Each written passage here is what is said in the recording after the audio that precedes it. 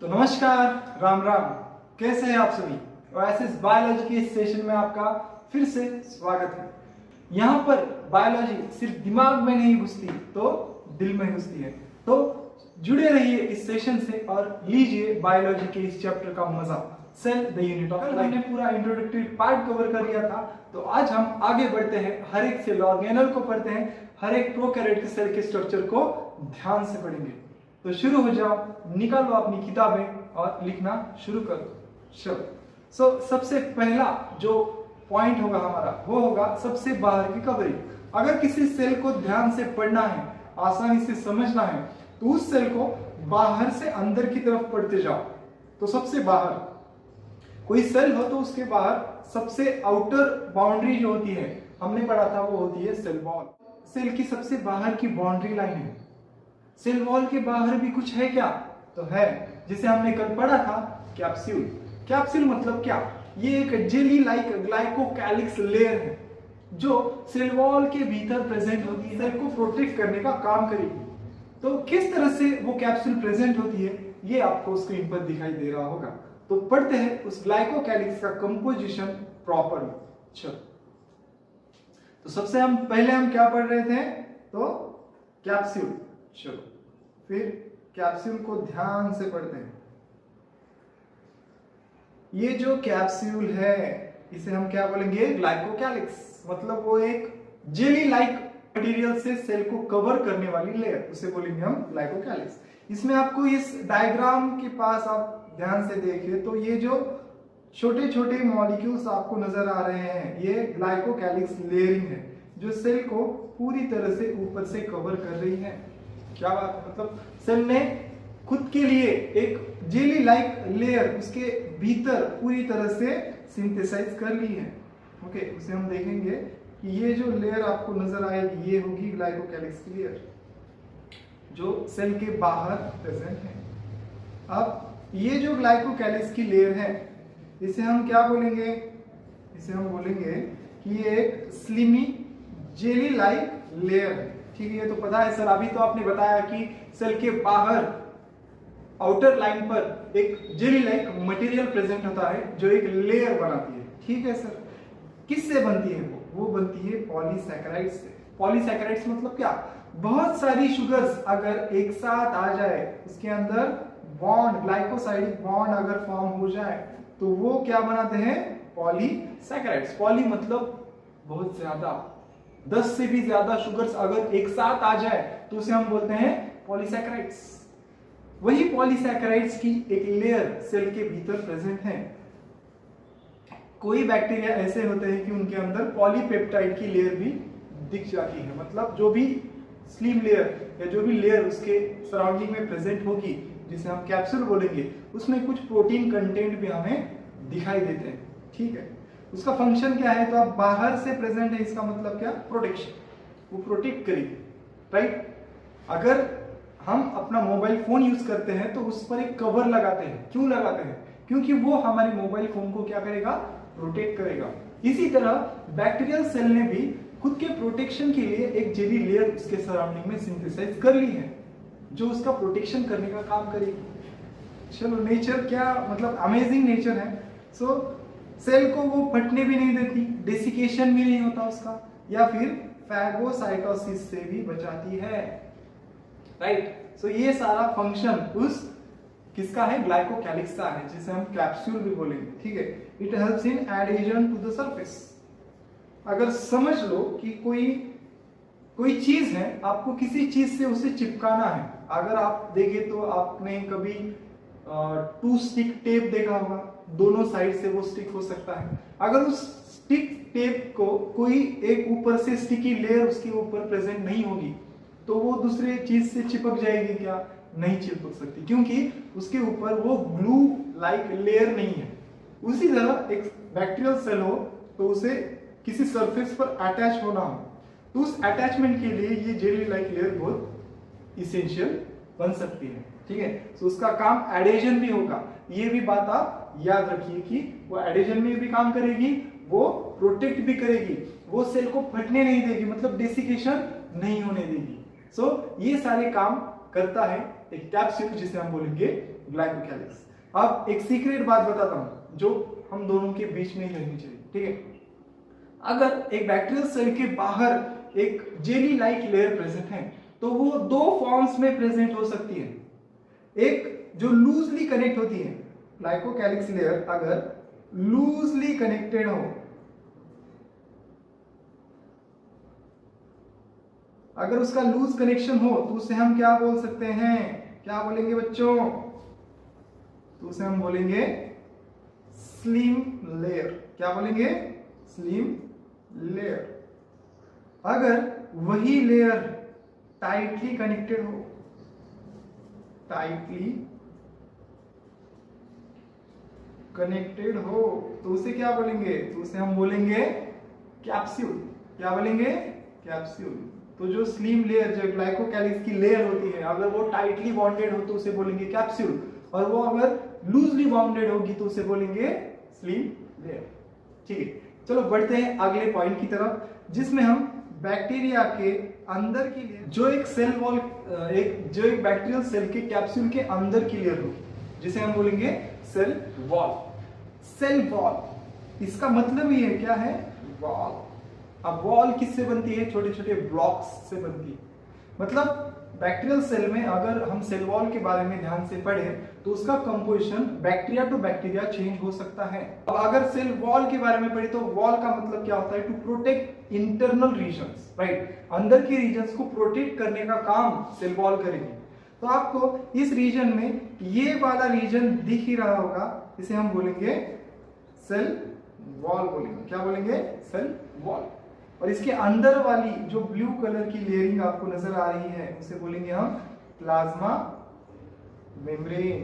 क्या बोलेंगे, plasma membrane. मतलब प्लाज्मा मेम्ब्रेन के बाहर की जो लेयर है उसे सेल वॉल बोलते हैं, जो अंदर के रीजन को प्रोटेक्ट करेगी, right. It is a rigid, rigid मतलब हार्ड होती है, ये लेयर कैसी होगी, हार्डर होगी, और present outside the plasma membrane. अभी आपको पता है प्लाज्मा मेम्ब्रेन के बाहर प्रेजेंट होगी, और जो भी कंपोजिशन है उसका वो है पेप्टिडोग्लाइकन लेयर। अब इस पेप्टिडोग्लाइकन लेयर की मदद से, या फिर पेप्टिडोग्लाइकन जो भी लेयर है उसके प्रेजेंस के कारण जो बैक्टीरियल सेल है दो क्लासेस में डिवाइड की गई है, उसे भी हम देखेंगे, ठीक है। मतलब जो भी पेप्टिडोग्लाइकन लेयर है जिसे हम म्यूरिन भी बोलेंगे। क्या बोलेंगे, म्यूरिन। आपको पूछा जा सकता है murein is a part of dash component of the cell.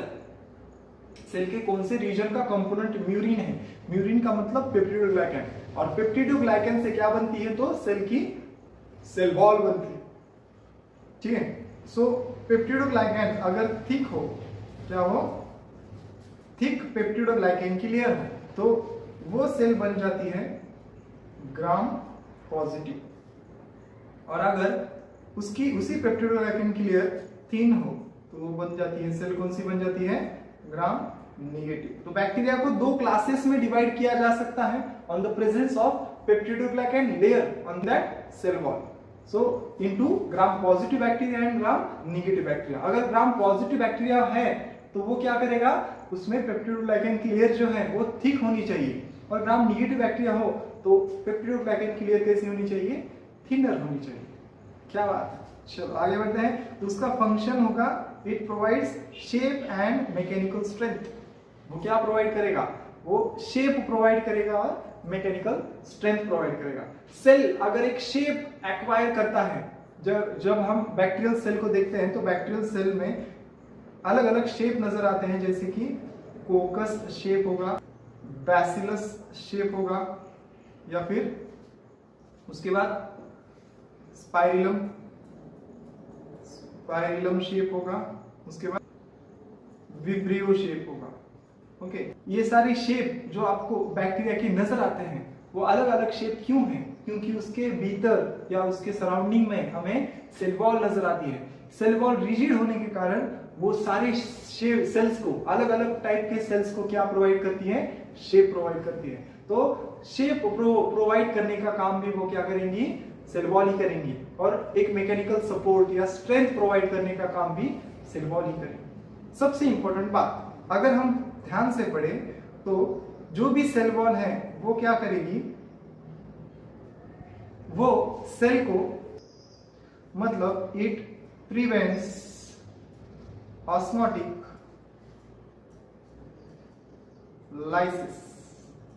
क्या बात है, मतलब जो भी सेल वॉल है वो ऑस्मोटिक लाइसिस होने से बचाएगी। ऑस्मोटिक लाइसिस क्या है? ऑस्मोटिक लाइसिस मतलब क्या? अगर सेल में पानी भर जाए, समझ लो कि एक प्लांट सेल हम निकालेंगे कि प्लांट सेल के अंदर अगर पानी भर जाए, मैं यहाँ पे एक प्लांट सेल निकालूंगा, ये होगी एक हेक्सागोनल शेप्ड प्लांट सेल, और उस प्लांट सेल के ऊपर क्या होगा, तो उसके ऊपर सेल वॉल प्रेजेंट हो, राइट। ये ग्रीन कलर का रीजन जो आपको नजर आ रहा है वो क्या है? सेल वॉल का रीजन। अब ये सेल के बाहर के साइड में हमें सेल वॉल दिख रही है, ये सेल वॉल के अंदर सेल है। अब इसमें इसके अंदर प्लाज्मा मेम्ब्रेन होगा। अगर हम ध्यान से देखें तो सेल के अंदर अगर समझ लीजिए कि पानी भर जाए, पानी भरने से क्या होगा, ये सेल के अंदर का जो भी कंपोजिशन हो, पानी भर जाए तो सेल फूगेगी फूगेगी फूगेगी। कब तक फूगेगी? जब तक कि उस सेल के अंदर का जो प्रेशर है वॉल को आगे ढकेलेगा नहीं। मतलब जो वॉल प्रेशर जब तक क्रिएट नहीं होगा तब तक वो उसके वॉल प्रेशर क्रिएट होने के बाद सेल वॉल रिजिड होने के कारण वो सेल उससे ज्यादा स्वोलन नहीं हो सके। मतलब अगर यही चीज हम एनिमल सेल में करें, एनिमल सेल के अंदर अगर जो भी वाटर कंटेंट है वो बढ़ गया बढ़ गया बढ़ गया, एक लिमिट के बाद वो सेल फट जाएगी। उस फटने को या उस डेसिकेशन को हम क्या बोलेंगे? Osmotic lysis. सो जो सेल वॉल है वो सेल को ऑस्मोटिक लाइसिस से बचाएगा। मतलब सेल वॉल इस तरह से सेल को अलग अलग चीजों से प्रोटेक्ट करने का काम करता है। चलो आगे बढ़ते हैं अगले कंपोनेंट के पास, difference between gram positive and gram negative bacteria. अभी हमने पढ़ा था सेल वॉल का कंपोजिशन क्या है, तो सेल वॉल ये पेप्टिडोग्लाइकन के लेयर से बनता है।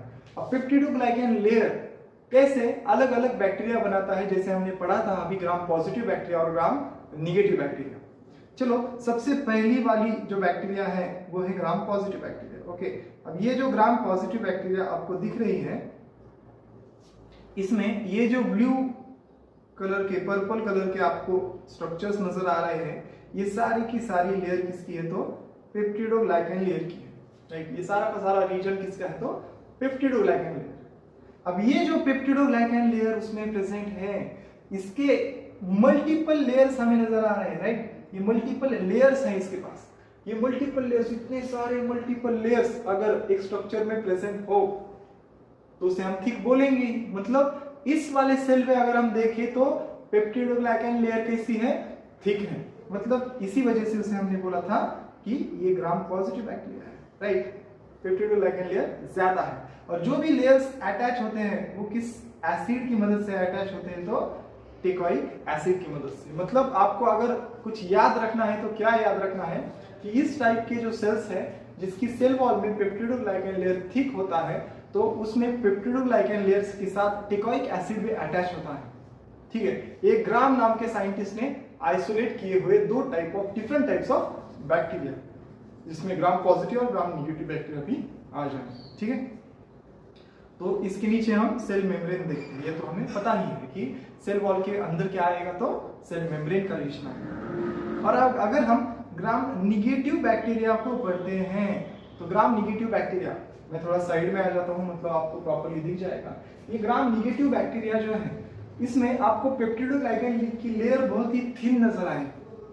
अगर हम देखें तो इसमें कोई एक ही लेयर यहाँ पे आपको नजर आ रही है जो पेप्टिडोग्लाइकन की लेयर है, मतलब बहुत ही थिन लेयर है। बस ग्राम निगेटिव बैक्टीरिया को अगर आप प्रॉपर्ली देखें तो आपको एक एक्स्ट्रा लेयर वहां पर नजर आएगी। ग्रीन कलर की जो भी लेयर आपको नजर आ रही है वो सारी की सारी लेयर्स है लिपोपॉलीसैकेराइड्स की। अगर आपसे पूछा जाए कि ग्राम पॉजिटिव बैक्टीरिया और ग्राम निगेटिव बैक्टीरिया के कंपोजिशन में क्या क्या चेंजेस है, तो ग्राम पॉजिटिव बैक्टीरिया में पेप्टिडोग्लाइकन लेयर ये थिक होती है और वो अटैच होती है विद द टेकोइक एसिड। और ग्राम निगेटिव बैक्टीरिया में के बारे में आपको अगर पूछा जाए तो आपको बोलना पड़ेगा जो पेप्टिडोग्लाइकन लेयर है वो थिन होती है और उसके साथ लिपोपॉलीसैकेराइड के लेयर्स होते हैं। तो ये सारी जानकारी about the gram positive and gram negative bacteria. तो इसी तरह के नॉलेज के लिए, इसी तरह के लेक्चर्स को आप अगर अटेंड करना चाहते हैं, आपको ऐसा लगता है कि आपके आसपास भी कोई ऐसे बच्चे हैं जो 11th 12th नीट के लिए प्रिपेयर कर रहे हैं, तो ये जो चैनल है इसकी लिंक उस तक भेजिए, उनको भी ये नॉलेज ग्रैब करने का मौका दे दीजिए। सो मिलते हैं अगले सेशन में। आज के लिए इतना ही।